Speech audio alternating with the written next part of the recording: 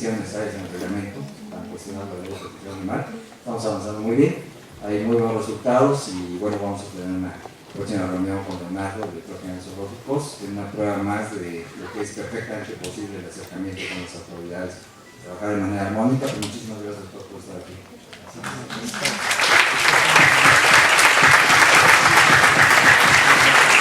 Bueno, pues sin más, continuamos y pues ahora sí, todo de ustedes, nuestro querido Leonardo. Gracias. Gracias.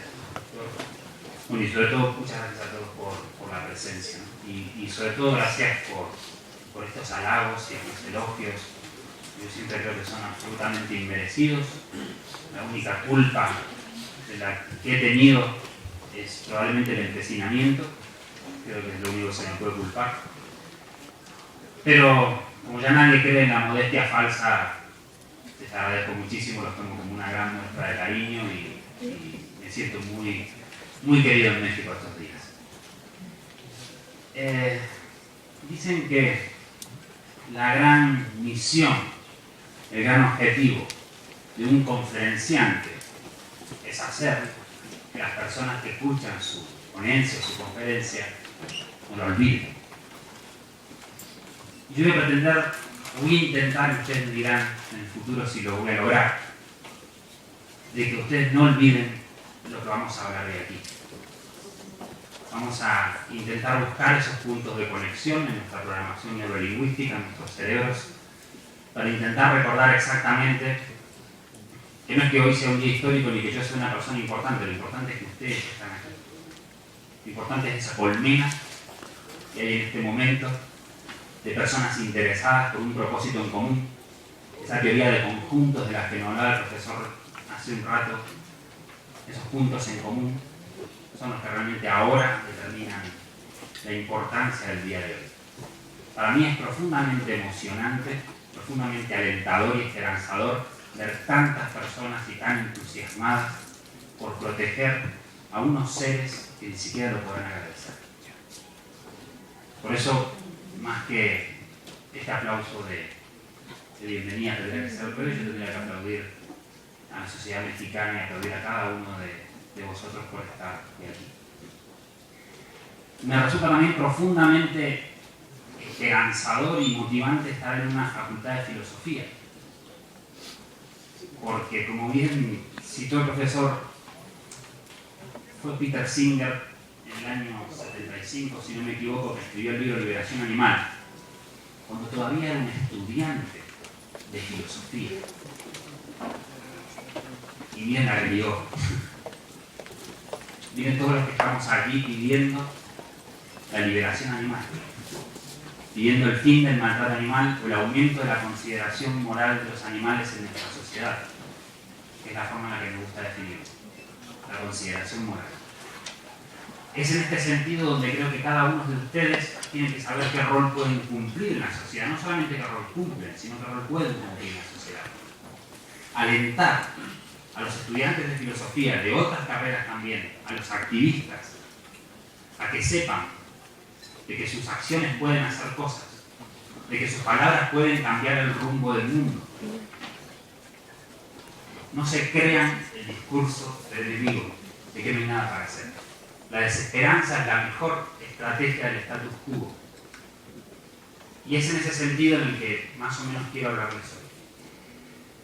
Les voy a decir que no, de entrada voy a pretender no hablar mucho. Voy a tratar de dejar casi una hora del final, unos 50 minutos para preguntas, debates, reflexiones. Quiero escuchar críticas, insultos, lo que sea necesario según lo que mis palabras les puedan generar a cada uno de ustedes. Cuando entré en la organización en la que ahora soy coordinador general, que es la Asociación Animalista Libera, que tiene sede en Barcelona, creo que era como una especie de novatada que nos mandaban a filmar cosas que tuvieran que ver con el maltrato animal, ¿no? Entonces, lo primero que hice fue ir a filmar corridas de toros,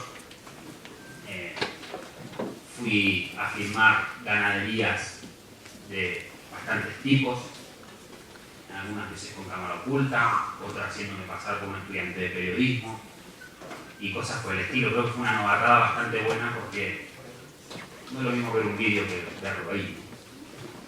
Y les quiero contar una experiencia que fue la que me llevó a tomar una determinación con respecto a poner entre mis prioridades la eliminación de las corridas de toros, erradicar las corridas de toros de la faz de la tierra. Fui a grabar una granja de producción de leche y vi el momento en que a 2 días de haber nacido una ternerita, vi el momento en que cuando estaba todavía chupando la teta de su madre la separan, le atan una soga al cuello y la separan. Saben que esa ternera le quedan entre 45 y 4 meses de vida, dependiendo del tipo de producción, en el que tienen que estar todo el tiempo paradas, con el cuello atado, para que no se sienten que nada aplaste la carne ni la endurezca, porque la carne de ternera lo que tiene de bueno es que es tan tierna. Y entonces le dan también una alimentación baja en calcio y en hierro, de modo de que nada altere ese gusto que vamos a tener luego en nuestras bocas. Por lo cual, cuando a veces me dicen que la leche no es muerte, la leche sí es muerte, muerte del ternero. Pero lo traumático para mí en ese momento, traumático a la vez que alentador, fue ver cómo la ternera se logró escapar del lazo que tenía atado y volvió corriendo hacia su madre. Y yo dije, claro, tenía mucha hambre, estaba comiendo, cuando la separaron fue a seguir comiendo y no, se empezaron a lamer las caras una con la otra, ¿no? Entonces cuando me dicen que los animales no tienen emociones, desde ese día tuve como una especial sensibilidad por los bovios. Cuando ves los ojos de los bovios, son esos ojos grandes y transparentes, donde parece que hubiera un mundo dentro de ellos, un mundo de inocencia. Son animales tremendamente curiosos, pacíficos, herbívoros, como muchos de nosotros. Y espero que algún día todos nosotros. Y básicamente lo que distingue a los herbívoros es que no son animales violentos. Es una de las distinciones principales de los herbívoros. Y cuando escuché por primera vez el argumento de un aficionado taurino diciendo de que el toro prácticamente era un asesino, un animal que solo quiere matar, y se justificaban todo esto en que pertenecen a una casta milenaria que tienen que defender en la plaza con honorabilidad, luchando contra el torero, que es como un príncipe. Me hizo acordar a la mitología griega. Justificar las corridas de toros con un argumento así es más o menos como afirmar que las tormentas son obras de Zeus y no del cruce de masas de aire de diferentes temperaturas.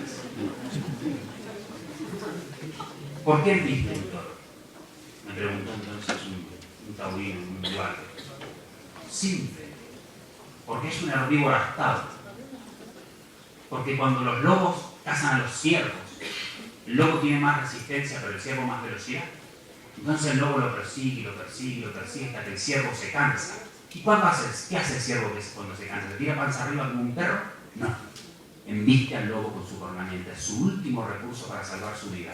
¿Qué se piensa que está haciendo el lobo? Yo prefiero quedarme con esta explicación de la ciencia etológica que con esta mitología. Y les digo que a mí la mitología me encanta, pero como cuento, no como justificación de una masacre pública de un animal. Si bien antes yo hablé de un hecho muy triste, que es este de la ternera, y cuando escucho incluso a los antitaurinos decir, es que una cosa es la alimentación y otra cosa es la diversión, el placer. Si no comemos por placer, comeremos todos los días lo mismo. Cuando comemos productos de origen animal, también los comemos por placer. Esa no es una justificación. ¿Cuál es la diferencia entre una cosa y la otra? Para el animal, ninguna. La diferencia está en la sociedad. Las corridas de toros son el espectáculo más violento que todavía existe y que todavía se permite sobre la faz de la tierra. Vivimos en países, los 8 países donde todavía perduran las corridas de toros. Está prohibido, por ejemplo, que los menores puedan ver pornografía de mentira. Está prohibido que puedan ver cierta violencia de mentira. Pero no está prohibido que puedan ver la violencia de verdad contra un animal, y donde incluso puede morir una persona. Eso está permitido. El problema de las corridas de toros es que son un espectáculo donde se arraiga la idea del animal cosa. Esa equivocada idea cartesiana que duró tantísimos años, pero que de Darwin hasta hoy hemos demostrado científicamente de que los animales no son cosas. Tener un sistema nervioso central quiere decir interpretar. La interpretación quiere decir diferenciar dolor de placer, mejor dicho, sufrimiento de placer, como interpretaciones mentales. Esa es la diferencia. Miren,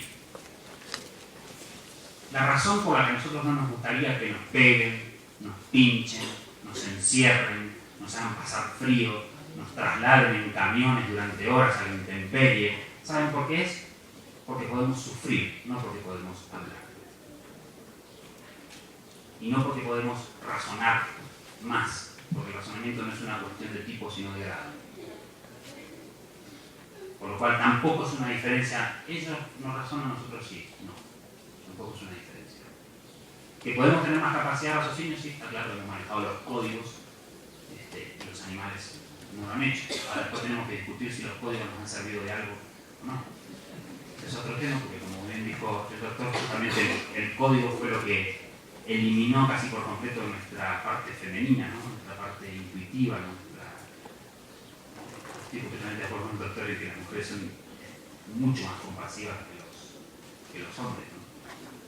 Y realmente en épocas en que todavía hay un libro que recomiendo que se llama El alfabeto contra la diosa, que justamente explica todo un poco esto, ¿no? Y si quieren ampliar, ahí hay un libro pesado, largo, pero muy recomendable.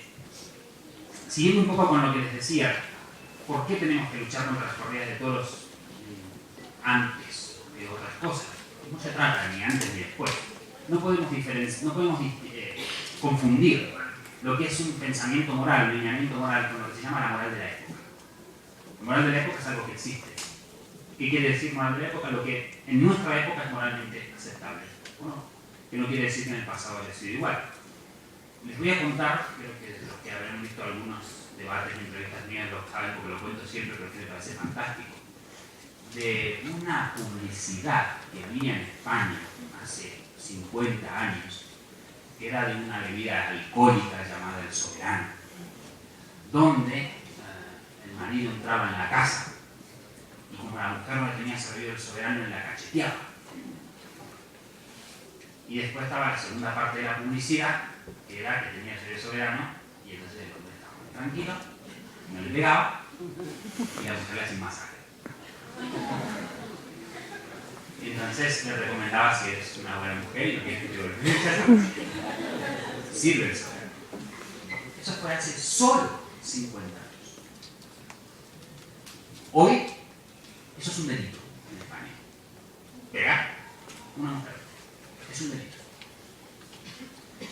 Lo que antes se usaba para generar cogniciones positivas, o sea, para vender, todos los que estuvimos en algún momento metidos en el mundo de la venta y del marketing sabemos que tenemos que generar cogniciones positivas para vender.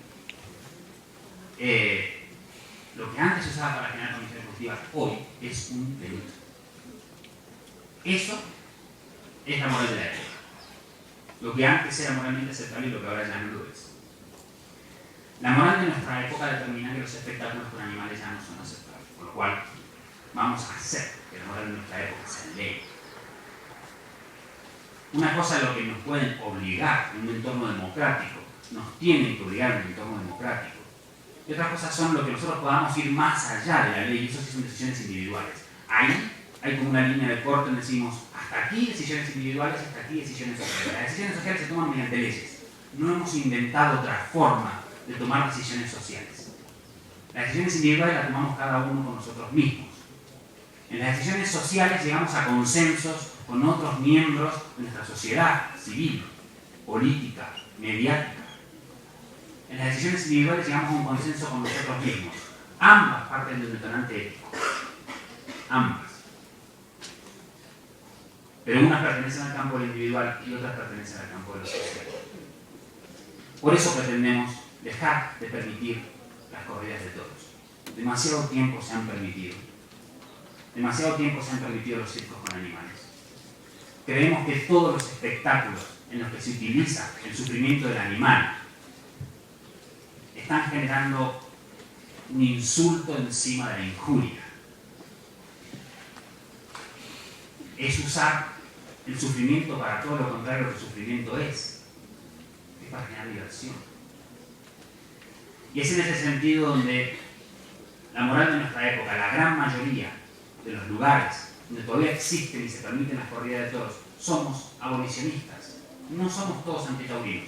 Dentro del grupo de abolicionistas hay algunos que son antitaurinos y otros que no. Está el abolicionista pasivo y el abolicionista activo. El abolicionista pasivo, ¿quién es? Aquel que no paga la entrada, porque si fuera por él, en términos estrictamente comerciales, las corridas de toros no existirían, por lo cual es un abolicionista pasivo. Y luego estamos los activistas, que somos los abolicionistas activos, y que somos aquellos que además somos antitaurinos y trabajamos para que esto se acabe.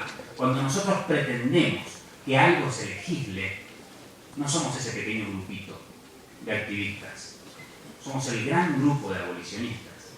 No somos un movimiento social, somos una sociedad en movimiento. Algo que es muy, pero que muy distinto. Y es en este sentido lo que nosotros logramos en Cataluña. En Cataluña, ¿qué hicimos? Una estrategia, básicamente lo que hicimos fue conducir una voluntad popular, darle forma, organizarla, administrar una voluntad popular para llevarla a nuestro departamento democrático, a nuestra casa democrática, que es el Parlamento de Cataluña. Y fue allí donde nuestros diputados decidieron que era más importante la voluntad popular que la influencia de 4 siglos. El problema no es cuántos son los taurinos, sino dónde están y cómo se mueven. Porque no son mayoría en absoluto, son minoría. Pero nosotros también somos minoría. Lo que es mayoría es la sociedad abolicionista, compuesta por abolicionistas activos y abolicionistas pasivos. Esto puede distinguirse, esto puede compararse, por ejemplo, cuando una persona paga $5 al mes en una asociación para que se ayude a los niños de algún lugar X. Y luego está el activista, que normalmente también es socio y paga sus 5 euros, pero además va y mete los pies en el barro y ayuda a los niños. Es diferente grado de compromiso. Por eso, eso no quiere decir de que no haya un montón de personas que entonces no tengan derecho a poner esos $5, al contrario, son necesarios. Esa voluntad pasiva que tienen los mexicanos y mexicanas, pero que también tienen los ecuatorianos y ecuatorianas y todos los lugares donde aún todavía se festejan las corridas de toros. Esa voluntad es la que justamente tiene que llegar a los oídos de los gobernantes para conseguir una determinación política al respecto. No podemos olvidar el efecto educativo que tienen las leyes. Las leyes tienen un efecto directo, que es el efecto vinculante, pero también tienen un efecto indirecto, que es el efecto educativo. Hay una comparación que me gusta poner. Cuando salieron los cinturones de seguridad, sinceramente para mí eran un engorro, un incordio, ¿no? O sea, aquello de que me arrugaba la ropa, me transpiraba, me sentía raro, ¿no? Entonces siempre trataba de hacer la trampa, que el policía me ponía el cinturón y luego lo soltaba. Y un día me multaron por hacerme un loco. No vi el policía y me multaron. Y pagué la multa con un odio tremendo y dije, nunca más me van a multar a mí por esto. Y me empecé a poner el cinturón. Y hoy me lo pongo igual, me lo seguiría poniendo aunque no me obligue, porque la ley me educó, me hizo entender que era más seguro. Y así les puedo decir con muchísimas cosas. Lo mismo con la velocidad, por ejemplo, digamos, antes en las carreteras. Antes, por ejemplo, estaban permitidos 130 km por hora y yo a 150, 25, más o menos, ¿no? Y cuando no había los radares, tenía mucha prisa, iba a 180, porque era un absoluto inconsciente. Y la ley me ayudó a ser más consciente, a darme cuenta que ganarme 10 minutos verdaderamente me hacía estar más seguro y me ayudó a tomar conciencia a ese respecto, por lo cual las leyes en definitiva nos educan y nos hacen tomar cierta conciencia. Las próximas generaciones de catalanas y catalanes van a nacer educados en que las corridas de toros eran algo que hacíamos, pero que ya no hacemos porque dejaron de ser aceptables, según la moral de nuestra época. Todos ellos van a tener una nueva educación con respecto a esto. Por lo cual, muchas veces me dirijo al público taurino. La mayoría de los activistas antitaurinos que conozco no están muy de acuerdo con la relación que yo tengo con los taurinos. Yo soy muy amable, no los insulto, no creo que sean personas peores que yo, ni mejor tampoco. No creo que sean inmorales, no creo que sean asesinos, ni todo ese tipo de cosas. Yo no comparto ese tipo de forma de dirigirnos a estas personas. Pienso simplemente que no han tenido oportunidad de ser educados de otra manera. Ningún taurino ha sido libre de ser taurino. Yo cuando fui a grabar corridas de toros que les explicaba una cosa que me llamó poderosamente la atención, había un abuelo explicándole al niño lo que estaba pasando en la corrida de toros, el niño llorando. Y el niño gritando, ¡hazte el muerto, torito, así no te siguen pinchando! Y el abuelo siempre, no, el negro es malo, es el malo de ahí, ¿no viste que le pegaba al caballo? Por eso está bien lo que le hace el torero ahora, ya va a haber el merecido que le dan. Lo estaban obligando a insensibilizarse. Lo obligaron a insensibilizarse. Y el niño lloró, y ya por el sexto toro le lloraba menos. Y yo me imagino que la corrida siguiente ahora lloró en el primero y en el segundo. Y a la otra, y a la otra, y así hasta que llega un punto que el niño ya no está. Los seres humanos somos como un líquido. Un líquido. Depende del envase que estamos, tenemos una forma u otra. La sociedad es el envase. La cultura es el envase. Si yo tengo este agua en esta botella, tiene esta forma. Si la pongo en un vaso, aunque tiene otra. Si yo nací en Argentina, no soy igual que si nací en la India, si nací en México, y dentro de México ustedes conocen perfectamente las diferentes idiosincrasias, si nació en el sur, centro, norte, capital. Y esto te da realmente una cuestión territorial. Imagínense todo el resto de valores que nos son infundidos e inculcados cuando nacemos. Sinceramente tengo muchas idas y vueltas, muchas controversias, muchos dilemas con respecto a cuando tengo que opinar sobre el género humano. En cierta medida, no soy ni joviano, ni loquiano, ni nada por el estilo, pero siento sí que si es cierto que existe, si es cierto que podemos tener al ser humano en alta consideración, la cultura termina corrompiendo lo bueno, lo poco, mucho bueno que realmente tenemos en ese sentido. ¿Qué es la cultura? La cultura es la repetición irreflexiva de actos que hicieron otros. La cultura no es algo ni peyorativo ni peyorativo, no quiere decir que sea bueno, que sea malo. Dicen los taurinos dicen, las corridas de toros son cultura, las peleas de perro también. Yo no veo diferencia, la caza, todas las formas de atrocidades animales. Y no voy a poner las atrocidades humanas porque a mucha gente le suele molestar que se compare humano con animal, a mí en absoluto, porque decir que una cosa son los humanos y otra los animales, decir que una cosa son las mujeres y otra cosa las mexicanas, porque lógicamente no tiene ningún precepto que pueda ser extendido. Pero bueno, vamos a dejarlo ahí, hay gente que dice lo del soplo divino, vamos a dejarlo ahí. En cualquier caso, yo prefiero comparar problemas de animales por problemas animales y evitar un debate, ¿no? Entonces hay animales en nuestra sociedad que están en consideración moral, como son los perros, los gatos. Cada vez más los animales exóticos empiezan a estar en consideración moral. Los únicos que están costando más entrar en consideración moral son aquellos que el hecho de tenerlos en consideración moral suponen ciertos esfuerzos individuales. Los animales que nos comemos, por ejemplo.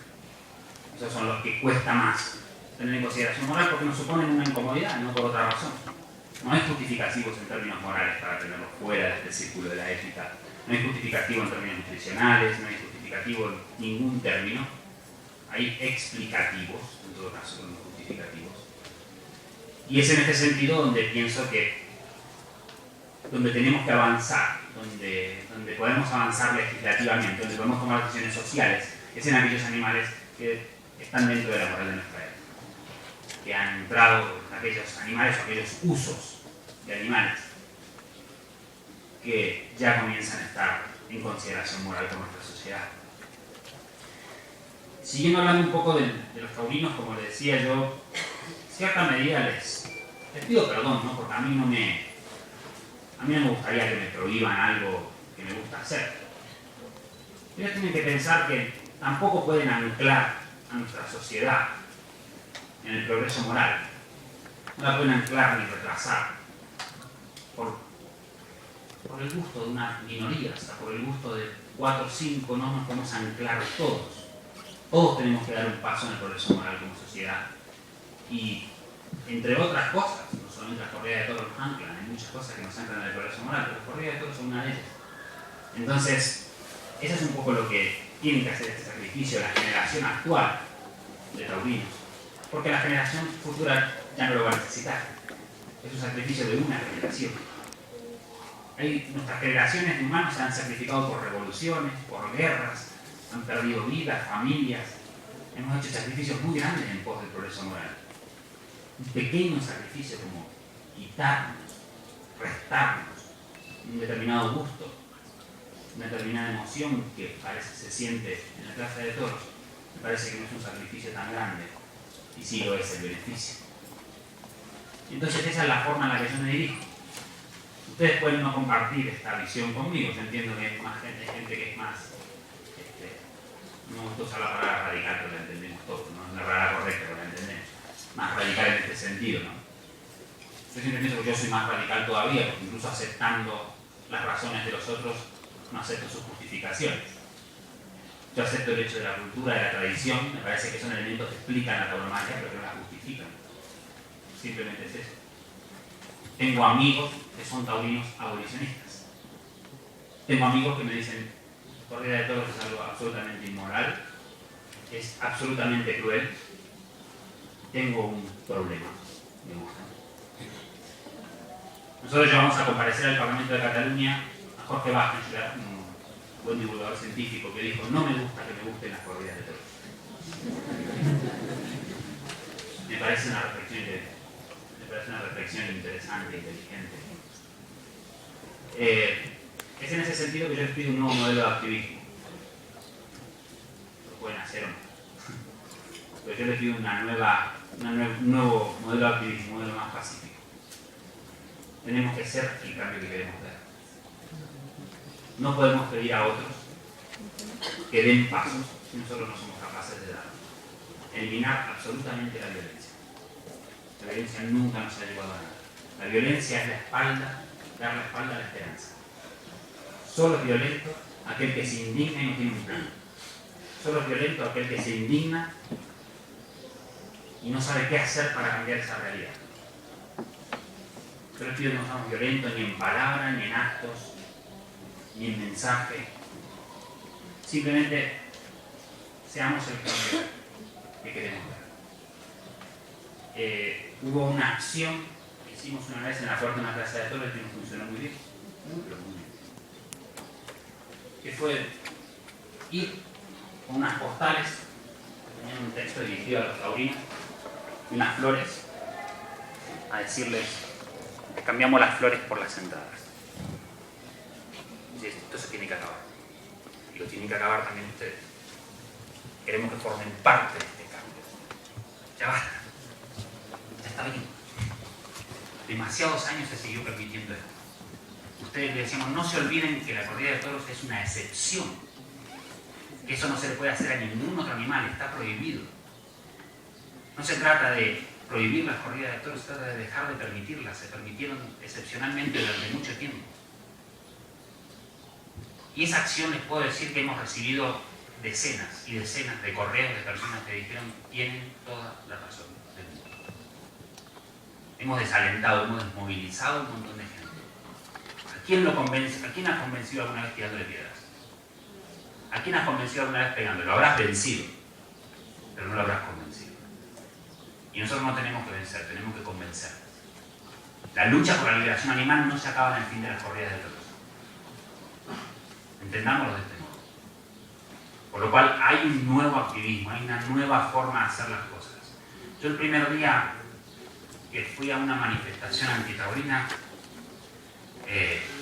había uno delante mío con un megáfono, ¿no? Y gritaba, ¡hijo de...! Y yo paraba atrás y ¿qué se hace en las manifestaciones? Y aparte, imagínense que yo venía de algo que nada que ver, en ese momento era asesor de empresa en marketing estratégico. Nada, casi estoy con el traje, un poco más la manifestación. Y yo estaba parado ahí y digo, bueno, si el líder de la manada, ¿no? el lobo, macho alfa, estaba delante con el megáfono gritando hijo de, también, hijo de. Y como a la tercera o cuarta manifestación que fui, digo, pero yo, ¿qué hago? Yo no soy así, yo no soy violento, yo no insulto nunca a nadie, yo, ¿por qué tengo que insultar? ¿Por qué? Porque hay una cultura antitaurina también. Hay una cultura en el movimiento. Repetimos actos que hicieron otros antes, pero de manera absolutamente irreflexiva. Y creo que lo único que justifica nuestra causa es la paz. La violencia no nos ha llevado a nada. Nunca nos ha llevado a nada. Donde hay violencia, todas las partes pierden. Hace poco, saliendo un poquito del tema de los animales ahora, un minutito.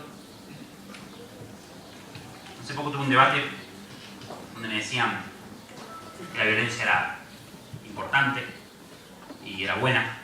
Mira, si no, lo que pasó en Egipto, que derrocaron al gobierno. Entonces, bueno, vamos a tener en cuenta algunos elementos.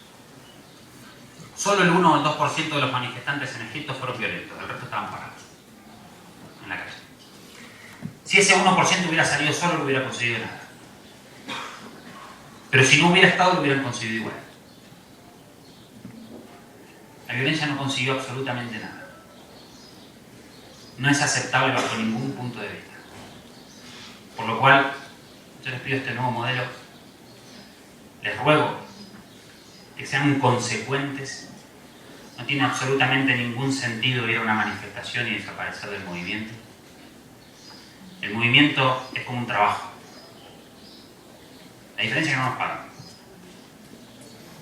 Pero yo, para mí, a mí, a título personal, mis ideales están muy por encima de la consideración que tengo del dinero. Muy, muy, muy por encima. La razón por la que dejo de hacer algo en el movimiento sería la misma razón por la que dejaría de hacer algún trabajo. O sea, si digo, no voy a ir a este momento a una reunión de activistas porque tengo que ir al cine, ¿lo harías para ir al trabajo? No, ¿verdad?